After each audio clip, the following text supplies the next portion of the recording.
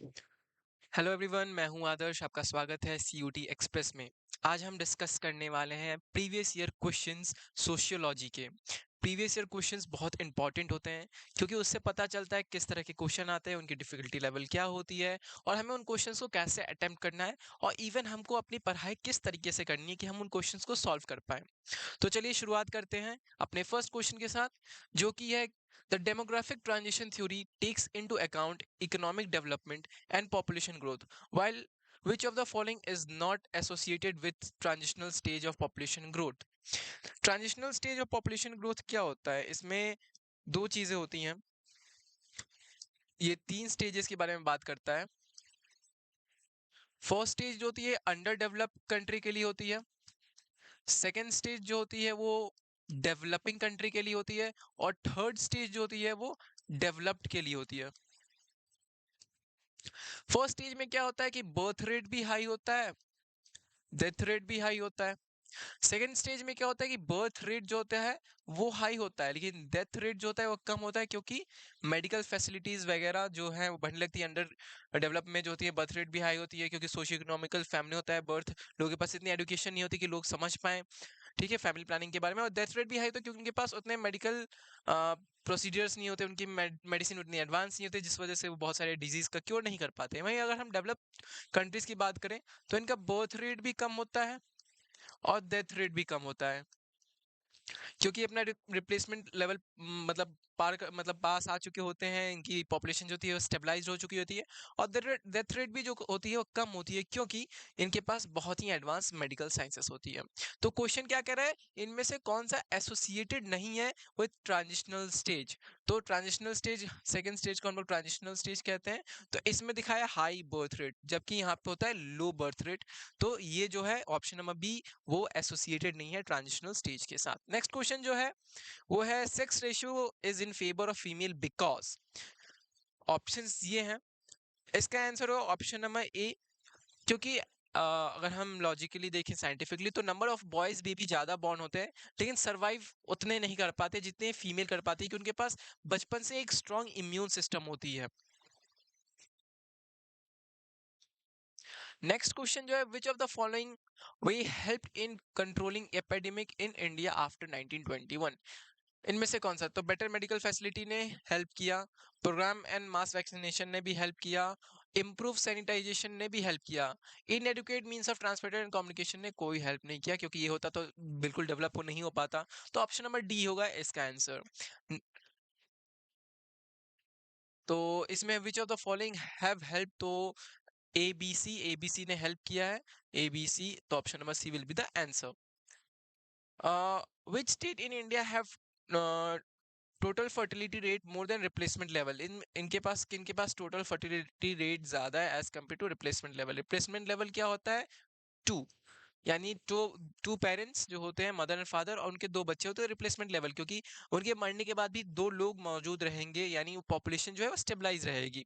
इसका मतलब ये होता है। तो बिहार और मध्य प्रदेश की जो है वो ज्यादा है, और उसके साथ राजस्थान और उत्तर प्रदेश की ज्यादा है।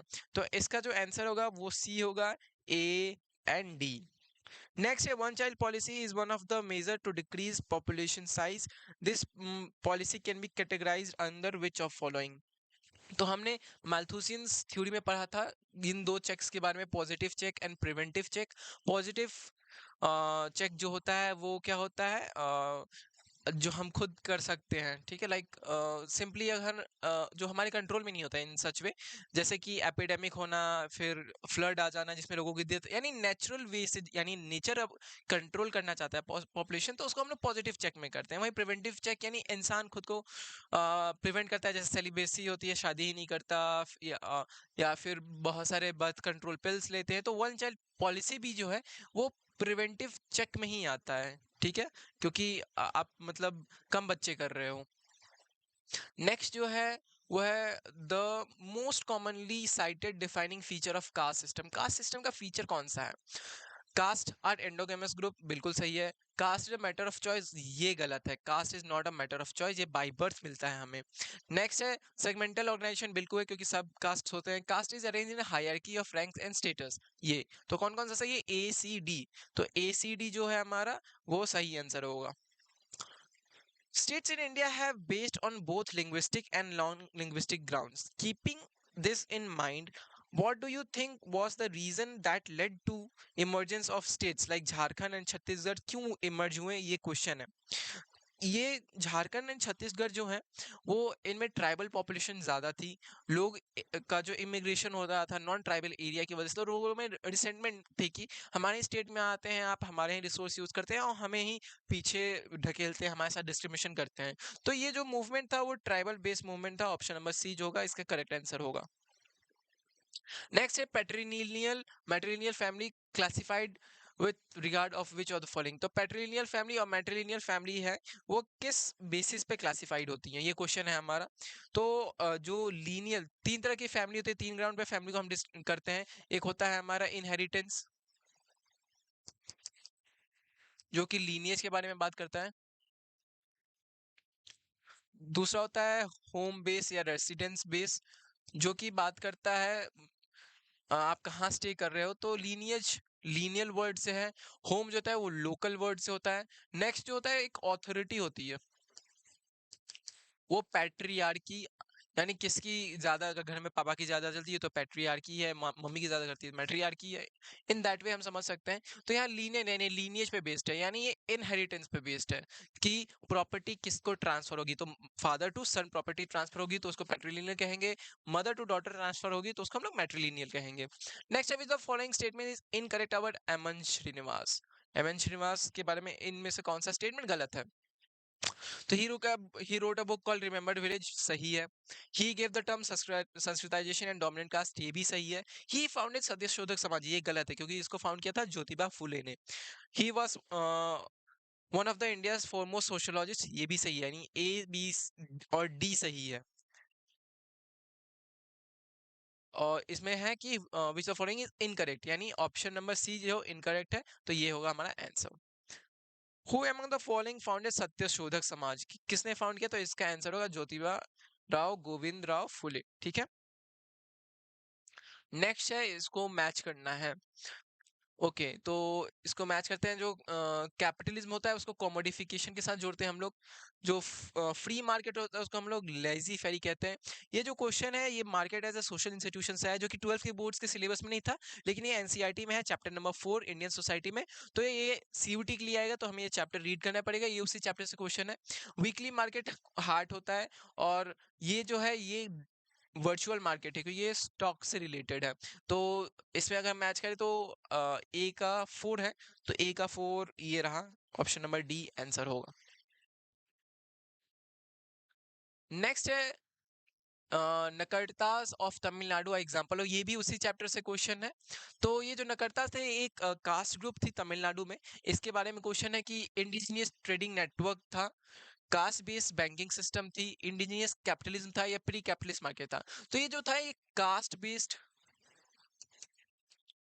जो था, ये ट्रेडिंग भी था और ये बैंकिंग सिस्टम भी था। तो इंडिनियस ट्रेडिंग नेटवर्क सही है, कास्ट बेस्ड बैंकिंग सिस्टम ये भी सही है, और इंडिनियस कैपिटल क्योंकि ट्रेड करे तो आप कैपिटलिज्म को प्रमोट करें। तो इनमें से कौन सा सही? तो ए बी सी सही है। तो इसका आंसर कौन सा होगा? Option number d A B C only. Who headed the first backward class commission, जो पहला बैकवर्ड क्लास कमीशन था उसको हेड किया था काका कालकर ने, और बीपी मंडल ने सेकंड बैकवर्ड क्लास कमीशन को हेड किया था।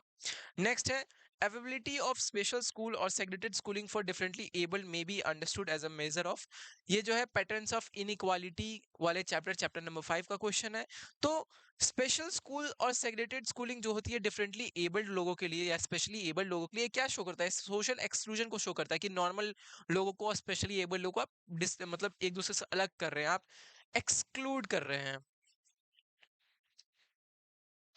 एक और ये है match the following. Sachar committee जो है वो स्टेटस ऑफ मुस्लिम ग्रुप के ऊपर था, जनजाति को हम लोग कहते हैं ट्राइब।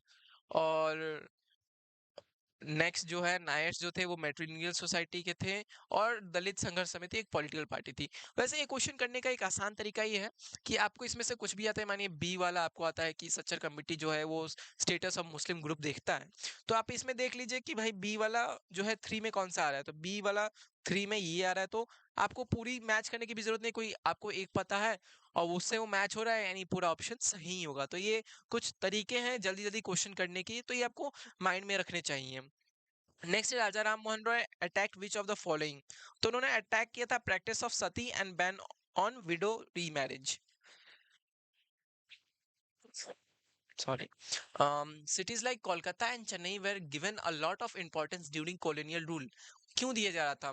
क्योंकि इनके पास रॉ मटेरियल जो था वो एक्सपोर्टेड करना भी इजी था, मैन्युफैक्चर गुड्स को भी ये इजीली इंपोर्ट कर पा रहे थे, क्योंकि ये जो है कोलकाता और चेन्नई ये कहाँ थे?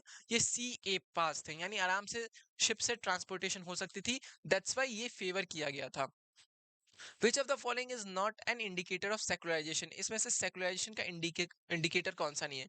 तो सेकुलराइजेशन का जो इंडिकेटर होता है वो होता है, हम देखते हैं secularisation actually related to modernisation है, कि पर्सनल अफेयर्स में रिलीजन का रोल जो होता है वो कम हो जाता है, उसको हम लोग सेकुलराइजेशन कहते हैं। तो इसमें अगर देखें हम, declining influence of religious organization in public life, ये इंडिकेटर है। Emergence of science and nationality, ये इंडिकेटर नहीं है। Celebration of religious festival in education institution, ये भी इंडिकेटर है। Declining rates of church attendance, ये भी इंडिकेटर है। लेकिन emergence of science and rationality जो है वो इंडिकेटर नहीं है, क्योंकि ये जो तीनों हैं, ये तीनों इंडिकेटर्स हैं सेकुलराइजेशन के। ये जो हमारा चैप्टर है कल्चरल चेंज जो है, book number 2 social change and cultural change वाला, उसमें ये है सेकंड चैप्टर, उससे ये क्वेश्चन है। In traditional India, caste system operated within religious framework. Belief in purity and pollution were central to practice. Today, it is often function political pressure groups. This changes the function of caste. तो अभी हम देखेंगे, पहले purity and pollution काफी important एक central ideology था caste system का, लेकिन with time politics का involvement से caste में polarization आने लगा। हम लोग एक specific caste अपने groups बनाने लगे, वो group जो थे प्रेशर करते थे, डिफरेंट पॉलिटिकल पार्टीज किसी कास्ट को फेवर करती है क्योंकि नंबर में ज्यादा है, तो क्या होने लगा? पोलराइजेशन। नेक्स्ट जो है वो क्वेश्चन है, trend of modernization in India is visible through which of the following. इनमें से किससे हमें पता चलता है कि मॉडर्नाइजेशन इंडिया में हो रही है? People can form caste based association, ये मॉडर्नाइजेशन से लेना देना नहीं, क्योंकि यहाँ पे कास्ट की बात होगी तो आप मॉडर्नाइजेशन की बात ही नहीं करें। मॉडर्नाइजेशन जो है वो इक्वालिटी बेस्ड पे है, जबकि कास्ट जो है वो हायरार्किकल बेस्ड पे है। पीपल कैन फॉर्म सत्संग थ्रू व्हाट्सएप ग्रुप, ये तो सिंपल टेक्नोलॉजी की बात हो रही है यहाँ पे, एज सच मॉडर्नाइजेशन में कल्चरल मॉडर्नाइजेशन की बात नहीं हो रही है। मैट्रिमोनियल एडवर्टाइजमेंट हम स्पेसिफिक कास्ट की बात कर दिए, तो जबकि मॉडर्नाइजेशन के साथ कास्ट डिक्लाइन होना चाहिए, तो ये दिखा रहा है कि यहाँ तो है ही नहीं modernization effect. People can set together in public places, ये दिखा रहा है, क्योंकि अनटचेबिलिटी, सेग्रेशन, डिस्क्रिमिनेशन वाले चीजें मॉडर्नाइजेशन में इंक्लूड नहीं होती हैं। ये एक और मैच द फॉलोइंग है, ये सोशल रिफॉर्मर्स के साथ है। तो ये ज्योतिबा राव फुले जो है ना, उन्होंने सत्यशोधक समाज फाउंड किया। 4, पेरियार जो थे, ये साउथ के एक प्रोमिनेंट लीडर थे, साउथ इंडिया में इन्होंने किया था। सी, सवित्रीबाई फुले जो थी वो गर्ल्स के लिए और ये नाइट स्कूल एग्रीकल्चरिस्ट और लेबर्स के लिए शुरू किया था इन्होंने। और श्री नारायण गुरु जो थे उन्होंने बहुत इंपॉर्टेंट रिवोल्यूशन निकाला था, one cast one religion one God for all. तो हम बी का 4 है, कोई भी एक आपको आपको आता हो तो आराम से हो जाता है, तो इसका ऑप्शन नंबर ये होगा, क्योंकि बी का 4 आपको एक भी आता हो, आप एक भी मैच कर लिया, आपको दिख रहा है कि बी का 4 है, तो बाकी चीजें करने की जरूरत नहीं, वो खुद दिख जाती हैं, आप कर सकते हैं, इससे आप अपना टाइम भी सेव कर सकते हो। What led to industrialization in Britain and deindustrialization in India. तो इंडस्ट्रियलाइजेशन ब्रिटेन में हुआ, लेकिन इंडिया में डी इंडस्ट्रियलाइजेशन क्यों हुआ? क्या local artist well extremely slow? ऐसा तो नहीं है, क्योंकि पहले भी मैन्युफैक्चरिंग इंडिया में हो ही रही थी। In India raw materials were very expensive, ऐसा तो है नहीं, क्योंकि रॉ जो रॉ मटेरियल थे यहाँ से कॉटन उठा के लोग ब्रिटेन में ले जाते, तो रॉ मटेरियल तो इंडिया में और सस्ते होंगे। इंडियन आर्टिशन लेग प्रॉपर नहीं भाई, पहले से भी ट्रेडिशनल नॉलेज थी और उस पर काम हुआ जा रहा था और हो भी रहा था। इसका क्या आंसर होगा? Traditional export. बहुत सारा कंपटीशन देख रहे थे, क्योंकि बाहर से ब्रिटेन से चीजें इंपोर्ट हो रही थी इंडिया में, और ब्रिटिश गुड जो मैन्युफैक्चर गुड थे इंडिया में बहुत ज्यादा सेल होती थी, और हैंडीक्राफ्ट जो लोग थे उस स्पीड को पेस अप नहीं कर पाए, इस वजह से। Which of the following situation does not describe urban impact on village. Urban impact on village, urbanization की वजह से विलेज पे इम्पैक्ट किन चीजों मतलब कौन सा नहीं डिस्क्राइब कर रहा है? तो ऑप्शन नंबर ए जो है, there are village in sizable number people have sought employment in far off, ये सही है। Some villages have been totally uprooted, बहुत सारे लोग शहर चले गए, गांव में कोई बचा ही नहीं। ठीक है। It does not stimulate the demand of house market. Village, ये सही आंसर होगा, क्योंकि विलेज में ना हाउस की डिमांड हुई, ना रेंट वगैरह, ना इंडस्ट्री कोई, क्योंकि विलेज में बहुत लोग का आना जाना नहीं हुआ। तो this will be the answer C. Which article is for the protection of interest of minorities in domain of education admission to any academic session? इसका होता है आर्टिकल 29 आंसर होता है, क्योंकि आर्टिकल 29 कहता है किसी भी माइनॉरिटी को किसी particular caste, particular religion, sect से होने से उनको डिस्क्रिमिनेट नहीं किया जा सकता एडमिशन के लिए। नेक्स्ट जो है, the recruitment of labour for tea garden Assam happened under transportation and native labours act. In India, decentralization governance earns in 73rd Constitutional Amendment. What was the need for it? इसका need था to ensure democracy at grassroots level. ये भी जो question है, ये the story of Indian democracy book number 2 से है। ये सीबीएसई के बोर्ड के सिलेबस में नहीं था, डिलीटेड था, लेकिन ये सीयूटी के सिलेबस में है। तो आपको इस चैप्टर को पढ़ना पड़ेगा, और इस चैप्टर का वीडियो जल्दी आ जाएगा हमारे चैनल पे। नेक्स्ट जो है वो क्वेश्चन है, which of the following is interest group? इनमें से इंटरेस्ट ग्रुप कौन सा है? अ, बहुजन समाज पार्टी एक पॉलिटिकल पार्टी, ये नहीं है। डीडीए जो है ये एक म्युनिसिपल कॉर्पोरेशन ग्रुप है, ये भी नहीं है। बीएपीएस है ये रिलीजियस सेक्ट, ये भी नहीं है। यानी आंसर होगा फिकी। Please indicate which of following legislation not a legislation for land reforms. इसमें कौन सा नहीं है? सीधा सीधा है ए, जो सती है वह नहीं है। तो यहाँ पे ऑप्शन में ए कहीं दिख रहा है, ये दिख रहा है, ए सी डी नहीं है, क्योंकि सती का क्या लेना देना है लैंड रिफॉर्म से, right?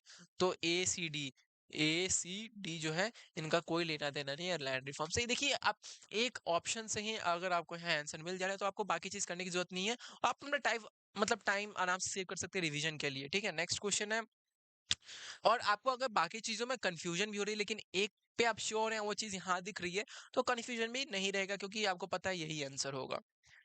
Put the following events of changes in rural society in correct sequence. इसको हमें, ये स्टेटमेंट्स दिए हुए हैं और इसको हमें सीक्वेंस में बनाना है। तो सबसे पहले देखेंगे, तो जमींदार were given more control over land, तो ये होगा क्या, कॉलोनियलिज्म के टाइम, यानी यानी आगे की बात है। Indian farmers were expose to competition, ये तो ग्लोबलाइजेशन के टाइम की बात है। An important land reform evolution, zamindari, ये इंडिपेंडेंस की बात है। फिर नेक्स्ट है ग्रीन रिवोल्यूशन, ये है, यानी सबसे पहले ये हुआ कि जमींदार को ज्यादा कंट्रोल दिया गया कॉलोनिज्म, मतलब कॉलोनियल गवर्नमेंट के अंदर। दूसरा इंपॉर्टेंट लैंड रिफॉर्म हुआ इंडिपेंडेंस के बाद, यानी ये 2 नंबर। नेक्स्ट हुआ ग्रीन रिवोल्यूशन, इंडिया में हुआ, ये 3 नंबर। और इंडियन फार्मर्स को एक्सपोज किया गया ग्लोबल मार्केट में आफ्टर लिबरलाइजेशन, तो क्या आया, C D A B, C D A B. तो option number A C D A B will be the correct answer. Next question है, इसमें से कौन सा कॉज है फार्मर सोसाइटी का, सुसाइड का, सॉरी? डेप्थ बर्डन है, उसके बाद लिबरलाइजेशन पॉलिसी है, चेंज इन क्रॉपिंग पैटर्न है। लेकिन चेंज इन ऑक्यूपेशन नहीं है, क्योंकि अगर कोई फार्मर अपना ऑक्यूपेशन अगर सिटी में चला जाता, दूसरा कर लेता, तो उसको फिक्स्ड इनकम मिली, उसको क्या टेंशन है। लेकिन डेब्ट बर्डन है, मानिए उसने कल्टीवेट किया, हार्वेस्ट अच्छा नहीं हुआ, तो उसके ऊपर एक्स्ट्रा बोझ बनते जाएगा।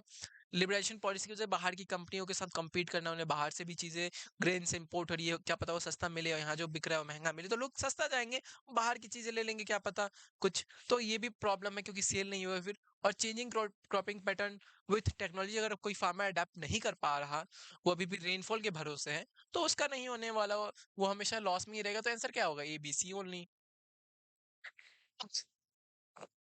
Jan Berman, in his study Labor Migration in Rural India, used the term footloose labor. ये जो है चेंज इन रूरल सोसाइटी वाला बुक नंबर 2 का क्वेश्चन है, which of the following is correct explanation of agrarian structure? इसका होगा सीधा answer A, एग्रीगेडियन structure क्या दिखाता है, structure and distribution of land holding. Agrarian से सीधा जो तत्पर है वो लैंड होल्डिंग से है, कि किसके पास कितनी लैंड है, कितनी जमीन है।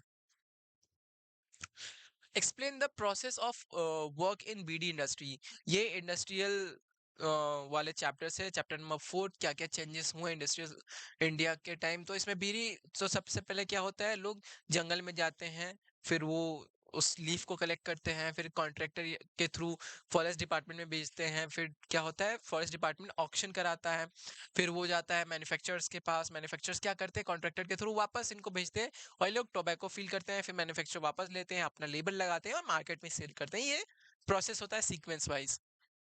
तो पहले क्या लेंगे, ये लोग लीव लेंगे। दूसरा क्या होता है, ये ऑक्शन कराया जाएगा, ठीक है, ये पहले प्लग करेंगे, फिर इसका ऑक्शन होगा, फिर क्या होगा, तीसरा क्या होगा, कॉन्ट्रैक्टर जो है इनको टोबैको लीव्स वुमेन को देंगे जो कि बनाएंगे। उसके बाद क्या होगा, मैन्युफैक्चरर्स क्या करेंगे, अपना लेबल लगाएंगे। और पांचवा क्या होगा, ये बीड़ी जो है वो डिस्ट्रीब्यूट होगी 5 शॉप में। तो क्या होगा, ये आपका प्रोसेस होगा ऐसे, EDCAB, ये होगा सीक्वेंस। ओके, नेक्स्ट जो क्वेश्चन है वो है कि क्लार्क क्लेर ने जो प्रपोज किया था उसको क्या कहते हैं, उसको कहते हैं कन्वर्जेंस थीसिस। ये इसी चैप्टर से रिलेटेड क्वेश्चन है। फेडरिक विल्सन टेलर जो है सोशल मूवमेंट से related invented a new system in which it is which, sorry ये भी इसी चैप्टर से रिलेटेड क्वेश्चन है, जो कि कहता है कि जो विल्सन टेलर है, इन्होंने क्या लाया था, इन्होंने अपनी थ्योरी दी थी, इसको हम लोग इंडस्ट्रियल इंजीनियरिंग थ्योरी कहते हैं। तो इसका इंडस्ट्रियल इंजीनियरिंग। एक और मैच करने का आया, इसको भी करना बहुत इजी है। मानिए डी एलिनेशन मतलब क्या होता है, वर्कर जो है एंजॉय नहीं करते काम को। तो आप डी में 3 देख लीजिए, डी में 3 क्या दिया हुआ है, यहाँ दिया हुआ है, तो this will be the correct answer. ऐसे आप क्रॉस चेक भी कर सकते हैं, क्रॉस चेक भी कर सकते हैं। ए का 1 different people working, sorry D का 3 है यहाँ पे, सॉरी मैंने सी का 3 कर दिया। तो डी का 3 कहाँ है, डी का ये रहा, डी का 3, डी का 3 ये रहा। तो ए का 2 हो जाएगा, cross check different way increasing output scientific management में।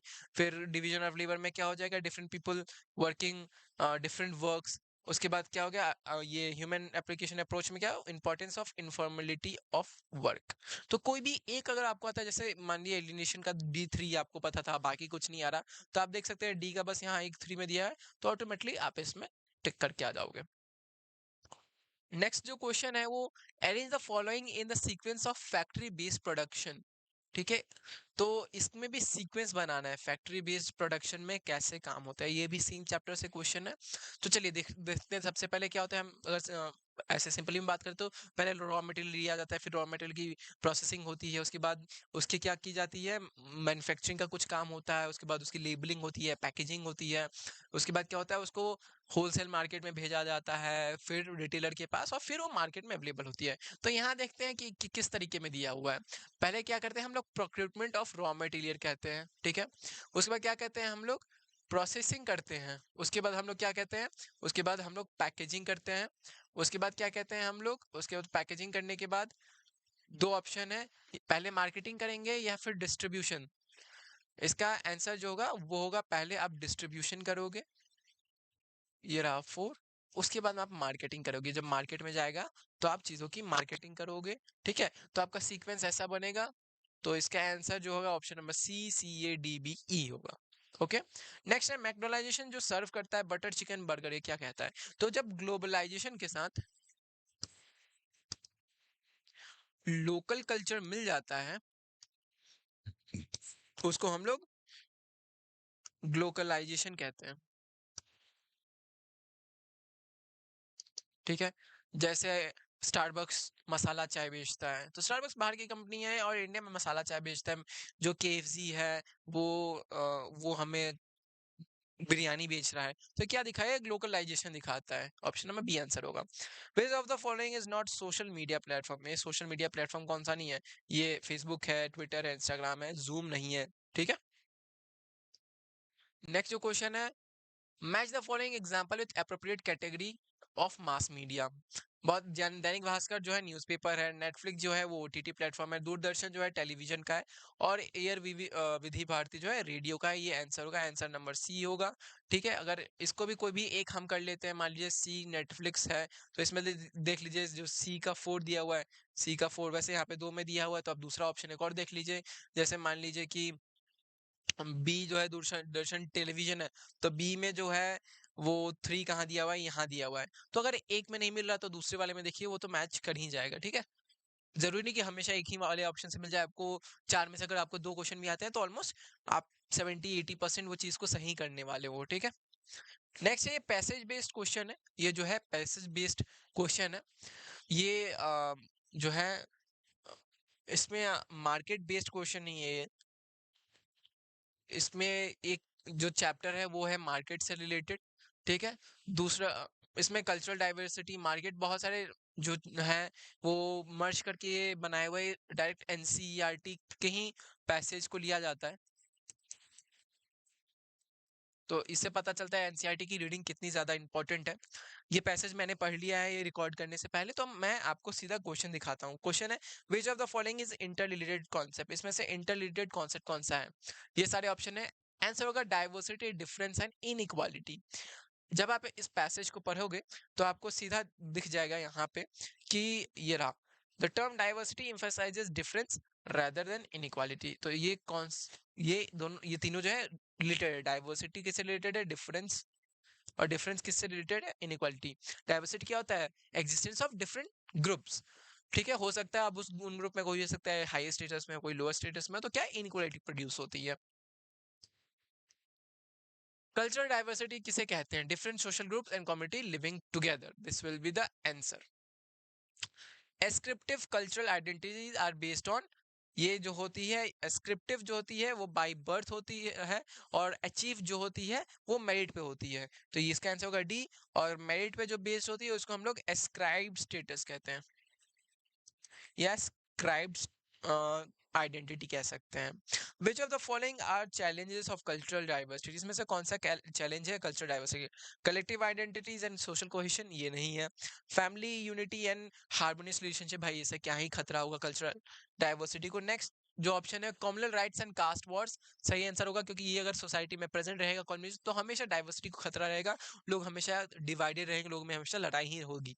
नेक्स्ट जो क्वेश्चन है which of following are example of cultural diversity. इसमें कल्चरल डाइवर्सिटी का एग्जाम्पल क्या है? One couple watching movie in theatre, बिल्कुल नहीं भाई, वो same caste same group same religion को, और ये क्या ही शो कर रहा है कल्चरल डाइवर्सिटी को? शो नहीं, क्योंकि कल्चरल डाइवर्सिटी दिखाता है different type of groups, social groups, religion के हो, कास्ट के हो, किसी सेक्ट के हो, क्लास के हो, साथ में रहते हैं, उसको तो हम लोग कल्चरल डाइवर्सिटी कहते हैं। ये व्हाट्सएप ग्रुप, ये भी नहीं होगा। Two people belonging to one linguistic region working different offices, ये भी नहीं होगा। Distinct linguistic and religious group staying together in one neighbourhood, बिल्कुल सही होगा। हो सकता है आपके बगल में कोई पंजाब से हो, कोई हो सकता है हरियाणा से हो, कोई बिहार से हो, कोई उत्तर प्रदेश, तो आप डिफरेंट स्टेट से हो, लेकिन इतने सारे डिफरेंट स्टेट्स के लोग हैं तो क्या डाइवर्सिटी दिखा रही है? तो ये होगा आपका आंसर। नेक्स्ट जो है वो भी पैसेज बेस्ड है, और ये ये सोशल मूवमेंट से रिलेटेड क्वेश्चन पे है। ये सोशल मूवमेंट से रिलेटेड है, जो कि लास्ट चैप्टर है आप बुक नंबर 2 का। Choose the statement which is not characteristic of social movement. इसमें से सोशल मूवमेंट का कैरेक्टरिस्टिक कौन नहीं है? Aim of bringing about change in society, characteristic है। Distinct mode of protest, characteristic है। सस्टेन कलेक्टिव एक्शन, ये भी कैरेक्टरिस्टिक है। वेरिड ऑब्जेक्टिव एनालॉजी, ये नहीं है। ये यहाँ पे होगा शेयर्ड आइडियोलॉजी। जब शेयर्ड आइडियोलॉजी होगी, शेयर्ड ऑब्जेक्टिव होंगे, तो वो कैरेक्टर है किसका? सोशल मूवमेंट का। नेक्स्ट क्वेश्चन जो है the theory that emphasizes role of psychological factor such as resentment, rage and initiating, ये कौन सा है? ये है थ्योरी ऑफ रिलेटिव डेप्रिवेशन। जब लोग अपने आप को वंचित पाते हैं, लोग को लगता है कि भाई मेरे साथ डिस्क्रिमिनेशन हो रही है, लोगों में क्या आ जाता है? गुस्सा आ जाता है। लोग साइकोलॉजिकल फैक्टर पे वो उनको मन में लगता है मैं तो बहुत नीचा हूँ, मुझे कुछ मिल ही नहीं रहा, अपॉर्चुनिटी नहीं मिली जॉब में वगैरह। तो थ्योरी ऑफ रिलेटिव डेप्रिवेशन दिखाता है कि ऐसे लोग प्रोटेस्ट करते हैं क्योंकि जो अपने आप को नीचा दबा हुआ पाते हैं। नेक्स्ट जो क्वेश्चन है वो है the historian that showed that crowd and mob were not made up of anarchy hooligans out to destroy society। ये कहा था ईपी थॉमसन ने। इनके अकॉर्डिंग जो क्राउड मॉब थी वो जरूरी कि एक झुंड आया और तबाही करने आ गई, ऐसा नहीं था। कोई भी ग्रुप है, कोई भी मॉब है, वो अपने एक शेयर्ड आइडियोलॉजी, अपने शेयर्ड इंटरेस्ट के साथ साथ में आते हैं। जो लोग प्रोटेस्ट करने जाते हैं उनकी एक ही मंशा होती है, जिस चीज पे प्रोटेस्ट करे, जैसे फार्मर प्रोटेस्ट है तो वो फार्मर राइट्स के लिए होता है, तो उनकी शेयर्ड आइडियोलॉजी होती है, ठीक है। नेक्स्ट क्वेश्चन जो है वो है people in Ezhava community in Kerala were led by social reformer to change their social practices. The name of reformer is, तो नारायण गुरु ने जो था ये केरला में ये मूवमेंट किया था. नेक्स्ट है the type of social movement that clearly saw reorganization of power and relation is central goal. तो ये आपने old social movement new social movement में देखा. ओल्ड सोशल मूवमेंट जो था वो सीधा सेंट्रल था पावर के लिए. कोई भी मूवमेंट में जीता तो उसके हाथ में पावर आ जाएगी. जैसे फ्रेंच रिवॉल्यूशन को लीजिए कि मानिए जेकोबिन्स है, उनके हाथ में पावर आ जाएगी, नेशनल असेंबली के पास पावर आ जाएगी. ये मूवमेंट हो रहा था कि मोनार्की से पावर कैसे भी छीन लेना है. तो power was central role in all social movement. जबकि न्यू सोशल मूवमेंट एक वर्ल्ड वाइड स्प्रेड मूवमेंट होते हैं. ठीक है, इनमें पावर का उतना ज्यादा महत्व या उस मोटिव से नहीं किया जाता. तो ये किसका कैरेक्टरिस्टिक है? ये न्यू सोशल मूवमेंट का है. तो इसके साथ ये PYQ खत्म होता है सोशियोलॉजी का. आई होप इससे आप कुछ चीजें नोट कर पाए होंगे, जैसे कि किस टाइप के क्वेश्चन आते हैं, आप खुद इवोल्यूएट कर पाएंगे खुद को. दूसरा बात यह है कि आपने टाइप देख लिया तो आप समझ पाएंगे कि आपको एनसीईआरटी की रीडिंग कैसे करनी है. और जल्द ही हम आपके सामने लाएंगे अपना स्ट्रेटेजी वीडियो कि आपको कैसे प्रिपरेशन करनी है. मैंने खुद ये पाथ फॉलो किया था और ये काफी मेरे लिए मददगार हुआ. तो जल्द ही आपके समक्ष आएगा ये एक स्ट्रेटेजी वीडियो, जिसमें मैं आपको अच्छे से बताऊंगा कि आप किन किन स्टेप्स को फॉलो करके आप ज्यादा से ज्यादा मार्क्स ला सकते हो. इसके साथ ये वीडियो यहीं पे समाप्त होता है. आपका बहुत बहुत धन्यवाद. मिलते हैं नेक्स्ट वीडियो में. Thank you.